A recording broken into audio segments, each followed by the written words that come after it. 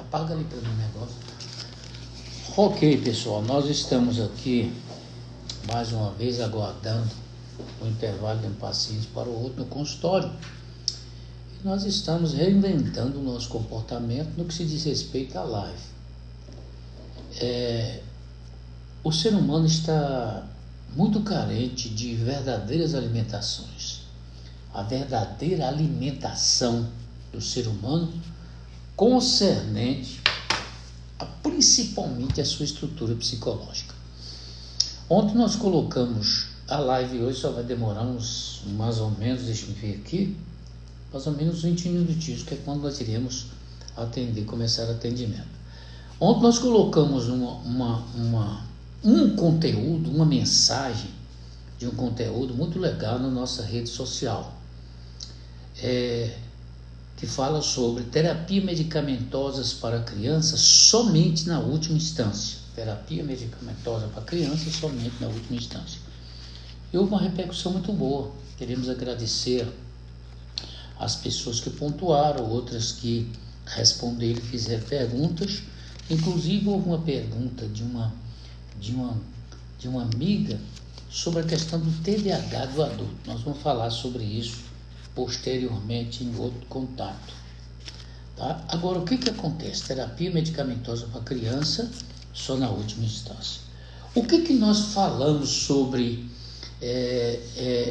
de forma bem legal? Primeiro, falamos que nós estamos vivendo angústia parental, ou seja, angústia dos pais com eles mesmos, que eles não estão suportando a angústia de maturação dos próprios filhos.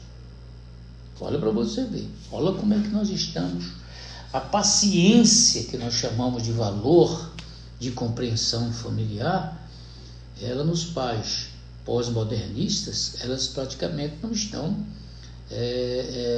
existindo. Então, o que acontece nessa perspectiva de que a mente dos pais está adoecida devido a situações profundas de história pessoais não resolvidas, que é um fator fundamental, e depois a própria vida em si do contexto em que os pais estão vivendo.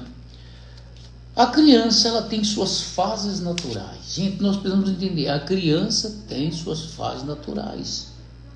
Toda criança na formação do eu, posteriormente a criança vai formar o seu eu, baseado nas construções externas de valores absorvidos na sua formação, mas ela nasce 100% ego, não é? Ego, a criança é egóica.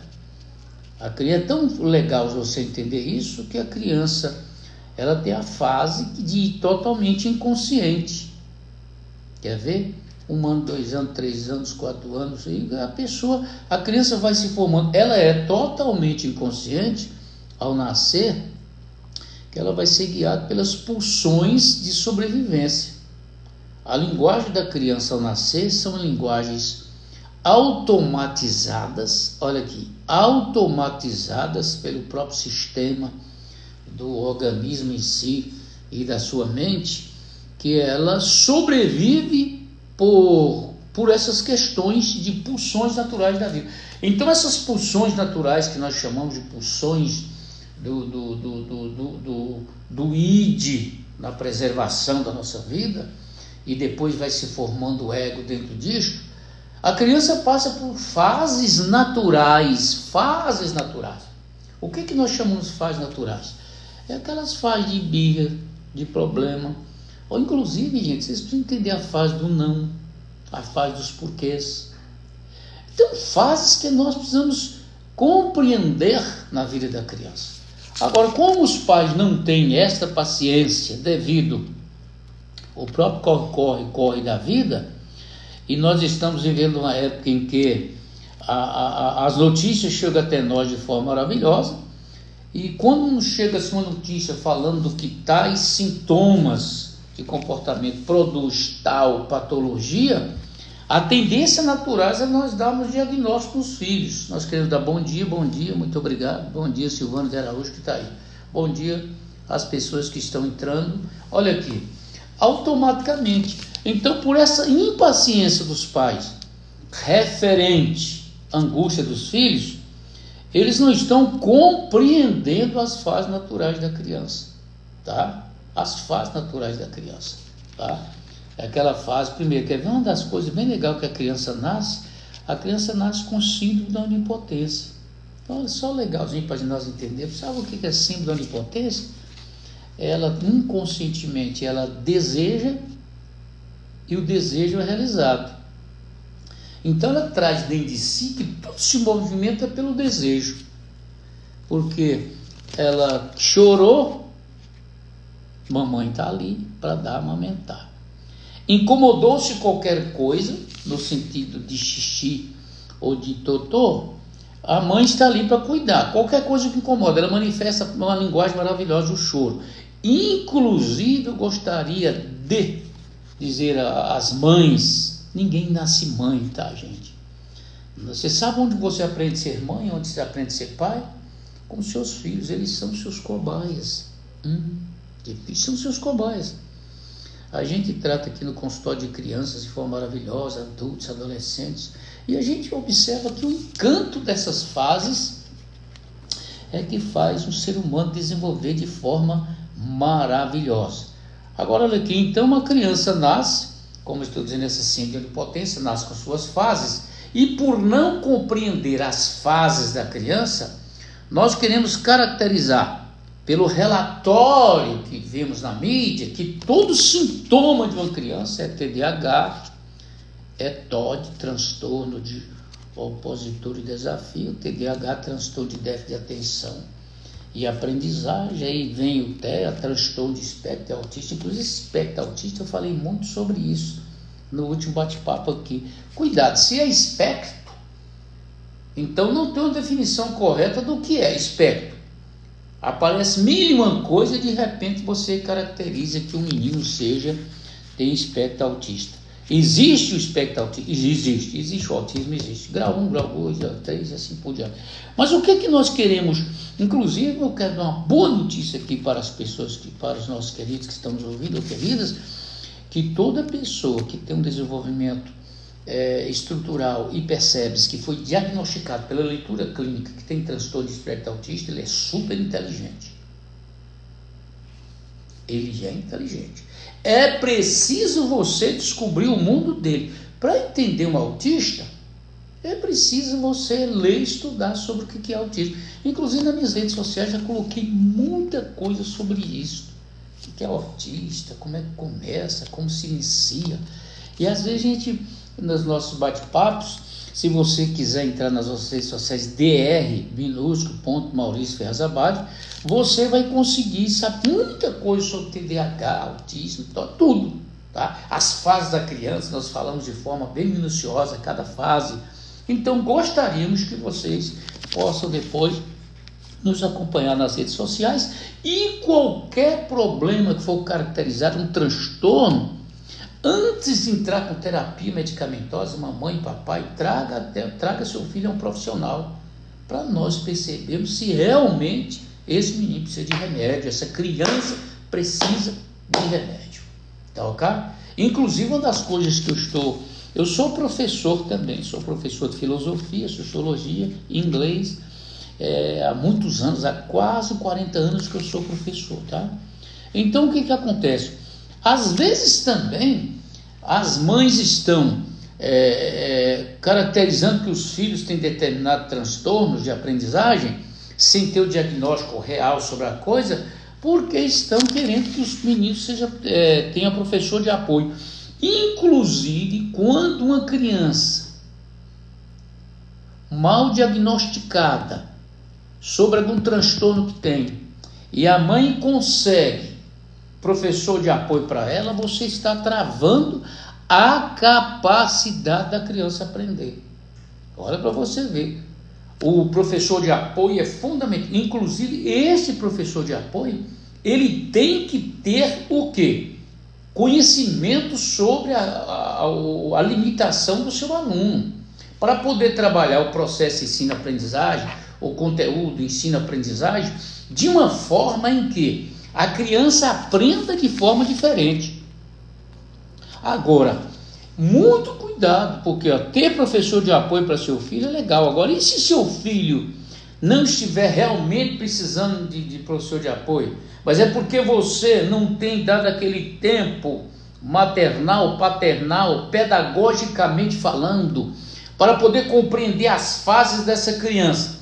Aí você coloca terapia medicamentosa nesse menino, acalma esse menino no aspecto de entravamento do próprio conteúdo de fantasia, desenvolvimento. Você está realmente matando o seu filho. Por favor, é importante que você entenda isso. Então, nós já estamos saindo do ar, depois nós voltaremos outra oportunidade. É necessário que nós tenhamos muito cuidado antes de nós entrarmos com terapia medicamentosa para os nossos filhos. Muito cuidado. Estamos vivendo uma época aqui da indústria do remédio, não é? Cuidado, falar baixinho aqui, tá? E outra coisa, existe às vezes alguns profissionais que não têm essa consciência de que tratar o ser humano não é unicamente colocar nele uma química. Tratar o ser humano é ouvi-lo e compreendê-lo de forma natural nas suas perspectivas de fase, idade, conflitos e traumas. Remédio não resolve trauma, viu? Puxa vida, doutor, remédio não resolve trauma. A não ser que os seus sintomas tenham causa química. Aí é diferente. De repente você faz um exame direitinho, você percebe que está faltando alguma substância em você, principalmente na questão de neurotransmissores. É necessário uma entrada temporária de uma terapia medicamentosa. Aí você reequilibra este sistema, né? Hormônio, neurotransmissores. Agora, posteriormente você tem o quê? Deparar, porque senão você vai condicionar a sua vida de forma química e tudo aquilo que você toma de forma extranatural. O cérebro grava, eu preciso de tal substância, preciso de endorfina, preciso de serotonina, preciso de dopamina, tudo. Quando você coloca isso de forma extranatural por terapia medicamentosa, sem agir de forma natural para o seu próprio organismo produzir isso, o organismo se acomoda, para de produzir, para que não haja o quê? Um exagero disso na sua estrutura mental. Então, o que nós gostaríamos? Eu estou olhando aqui no relógio, falta apenas uns 5 minutinhos para nós sair. Então, muito cuidado. Eu faço um apelo encarecidamente, todas as mães, né?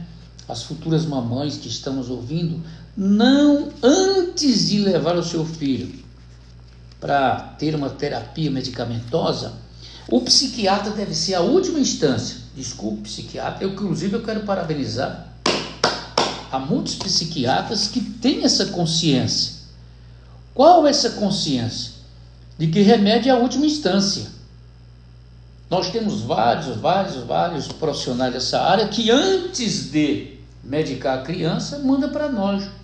Então, Maurício, nós gostaríamos que o senhor desse examinado direitinho o contexto familiar, o contexto de relacionamento de pai e mãe, o contexto dessa criança de sociabilização, porque eu percebi na minha leitura que não fechou o diagnóstico que é necessário uma terapia medicamentosa. Gente, eu parabenizo a todos os profissionais e as profissionais que têm essa consciência. Remédio só na última instância. Ainda continuando o nosso bate-papo, queremos agradecer a todas as pessoas que estão nos ouvindo. Inclusive, nós estamos fazendo uma interação bem legal com o nosso povo por meio da mídia. Qualquer coisa, se precisar de resposta, pergunta, inclusive existe mais sabedoria em perguntar do que em responder. Nós estamos aqui à inteira disposição. Então, nós estamos falando sobre terapia medicamentosa de crianças só na última instância. Por favor, só na última instância. Quer ver? Um exemplo aqui que você vai imaginar que seu filho, você imagina que a única atitude isolada do seu filho pode ser um TDAH. Olha que coisa que eu vou entender. De repente seu filho é agitado, corre para um lado, corre para outro, ele não tem concentração, né? Aí você percebe que o seu filho tem esse tipo de comportamento. Agora, antes de você diagnosticá-lo que ele tem TDAH, existem fases na criança que ela tem estes comportamentos sem ser sintomas patológicos. Por favor, sem ter sintomas patológicos, que não caracteriza nem TDAH, que não caracteriza TOD, não caracteriza transtorno de espectro autista. Inclusive o autismo ele é bem legal, se vocês me seguirem, é bem legal no sentido de que é mais fácil de compreender a leitura clínica, porque existem comportamentos mais específicos. Outra coisa, por um único comportamento ou dois comportamentos isolados, aí não se pode caracterizar transtornos mentais, principalmente na vida da criança, tá? Porque existem comportamentos que são desajustáveis no momento, mas tudo aquilo que não é hábito comportamental é uma aprendizagem. E você sabe a primeira angústia que a criança tem? Primeira angústia, alguém sabe? Eu estou aqui perguntando, a primeira angústia que a criança sofre, alguém poderia imaginar a primeira angústia? A primeira angústia é o nascimento. Ninguém quer nascer. Nenhum ser humano gostaria de nascer. Então a primeira angústia que a mente humana sofre é o nascimento. Sabe por quê?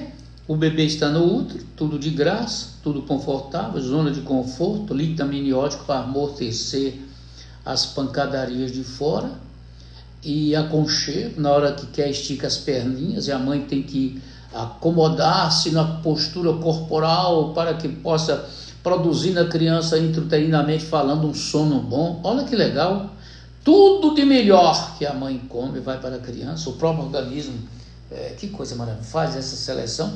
Então a criança o quê? Ele está numa zona de conforto maravilhoso, temperatura legal, tudo bem, tudo de graça. Depois que passa a fase de estruturação, de fechamento neural, de todas as formações ósseas, de todas as formações corporais, membros inferiores, membros superiores, depois disso ela só vai crescer na vida intrauterina. Zona de conforto.